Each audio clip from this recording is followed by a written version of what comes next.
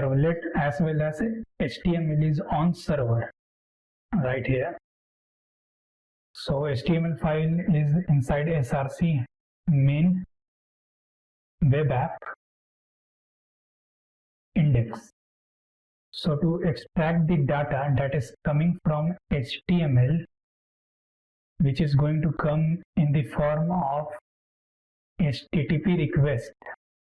Again, what is HTTP request and HTTP response? When client is going on abc.com, they will get reflected with this HTML page that we have on our server. So server sends the response in HTTP response to the client side. Here you can see the HTTP. So this is the thing that is responsible for transaction of data between client and servers, or you can say it is responsible to transfer the data between client or server on internet. So when client search abc.com, they will get HTTP response. In HTTP response, they got HTML page. In HTML page, when they are requesting some data, sending some data to the server, we have to capture that data. That data is going through HTTP request. HTTP request goes directly to the server like this, and the server have to capture that HTTP request. To capture that HTTP request, we have method in our servlet which is HttpServletRequest. HttpServletRequest is responsible to capture the data from the HTTP request that is coming from the client side. So HttpServletRequest is a class which implements servlet request. We have servlet request interface that is getting extended by HttpServletRequest. Capture that data that is going to come from the client side. We have method inside HTTP request class. So REQ here is reference variable that is holding instance of HttpServletRequest. What it means? It means we have HTTP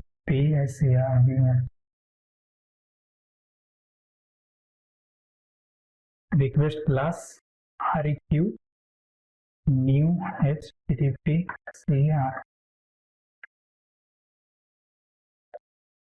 So the instance of or object of HttpServletRequest is stored in REQ, but we didn't created this object. So from where we are getting this object? The cool thing about servlet is that we don't have to create instance. It is implicitly provided to us. So we don't have to create it. It's already there in REQ. Let me remove this one. So with HttpServletRequest, which are in REQ, we are going to invoke some methods of HttpServletRequest. So to capture data, we have a method called as getParameter. In parameter, we are going to provide exact name that we have given right here in name attribute of HTML. So it's value 1. To capture the value, we have to provide attribute name that we have provided here in HTML, which is value 1. So value 1 field is this one, and for the second box we have attribute name value 2. Capture the value from the box 1, you can say. We are using this name in servlet, provide this name right here, and for box 2 we are going to get this name for box 2. So let's create another request.get parameter value 2, and then we have to store the values that is getting extracted from the HTTP request in something. So let's store that in string, maybe in value 1. You can see it getting stored. It is not giving any error or exception. Let's do the same thing for another value. This is also working. Let's print this value that we are going to capture from the client side when we are going to click on add button. To print these values, simply run the SOP statement, value 1, value 2. Let's run this, run on server, but it is not going to run on server because it is servlet. We have to run index.html. So we will get reflected with this HTML page. Let's run on server. Run on server, select this server. Okay.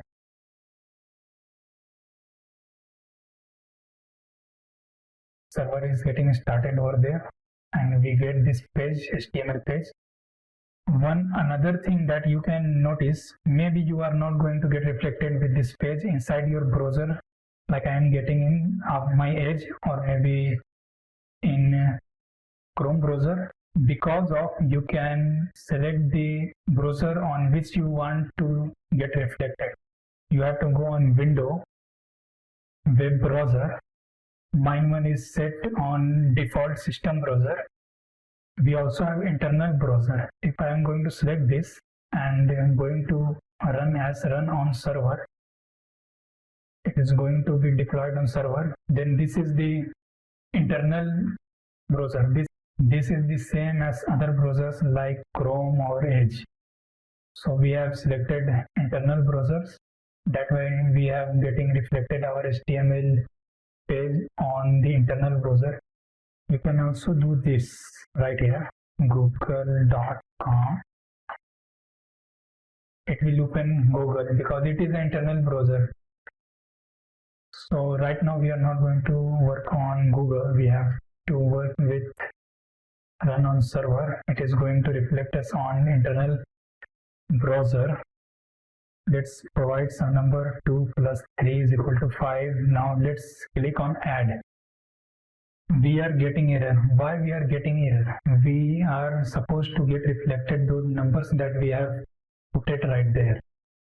This is getting error because inside our server we have servlet.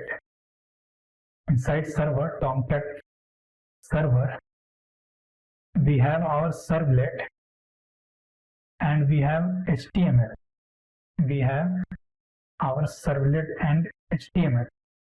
But when we are sending data through HTML, how servlet is going to know that I have to accept the data that is coming from HTML? There have to be some link between servlet and HTML. I think you got the idea. So to provide this relationship between HTML and servlet, that for this HTML, this servlet have to be called.